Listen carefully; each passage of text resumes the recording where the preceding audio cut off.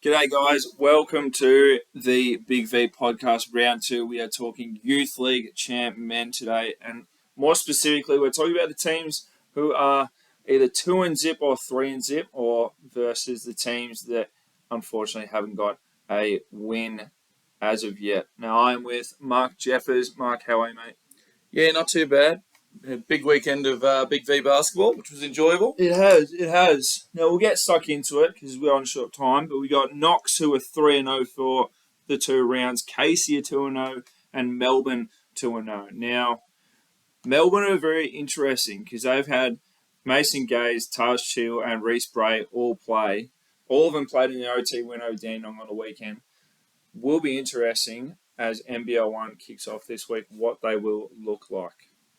Yeah, I anticipate that those three guys will play majority of their minutes in NBL 1. So if there's a clash, we're going to be seeing a much different Melbourne team. And I mean, that team that's lucky to line up against Melbourne when there is a clash in those games is, will be a lot more likely to be able to get a win. Yeah, it's quite unfortunate, really. But they got Shrewey coming through. They got Justin Bond, Nicholas Yule from Kilo stepping up now. Kai, their big man. I think they'll be fine. Yeah, they got plenty of depth. A big club like Melbourne, it's all that next man up mentality. Yeah. They should be right to go. Absolutely. Knox doing well as well with Shelley moving on, going up to NBL 1. Bit of a different lineup for them, but they've got Shea Brogan, who's come out of a pretty nice 20s campaign. He's performing quite well off the bench. And you got Slavnik, their big man, posting almost a double-double, sorry. And then, Jacob Bell moving into the side, Ripley Hayes doing well. They've got pieces. Yeah, you look at them and there's no one who's going out and averaging 20 points a game, but they've got 5 guys who are double figures averages at the moment. And that's pretty hard for a coach to come up against and sit there and try and pick apart. Yeah, absolutely. And then our last one there, Casey 2-0. Darren Best, HP, Metro coach, that's obviously going to have some sort of influence on this group.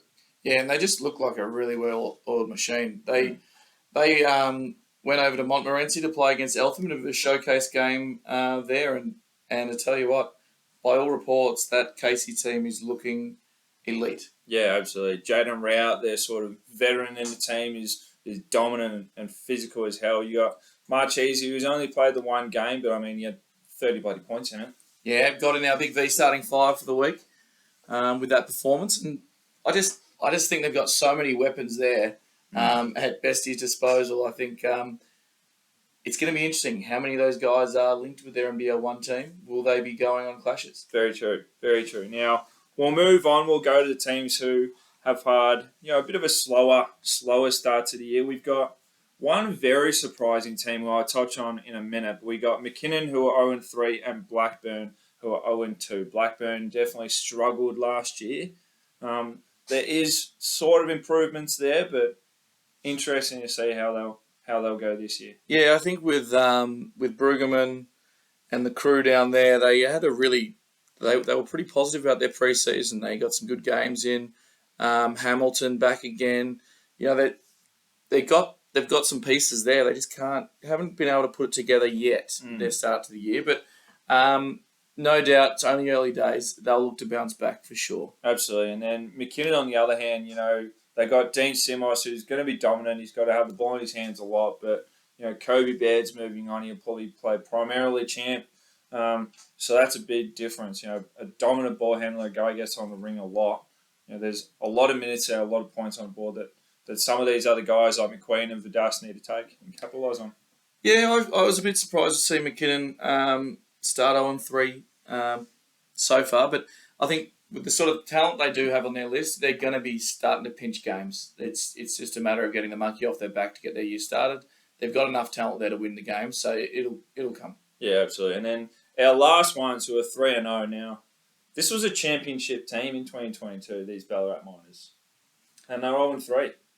Yeah, this is you'll know more about it than I will because I think they might have knocked you off come finals time. Stop. But they're a really strong outfit at the right time of year. There's no Amos Brooks this year, I don't believe.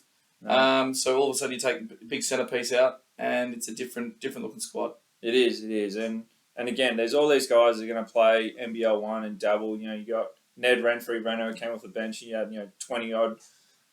He'll probably do some stuff in NBL 1 as well. But I mean, this is a team they're going to be around. Like, I'm surprised they're 3-0. I don't think they'll stay that way for too long. Yeah, might have just had a tough run to start the year. Absolutely. That'll be all for us today, guys. We'll speak to you soon. Youth League will be back in 2 weeks. Catch ya.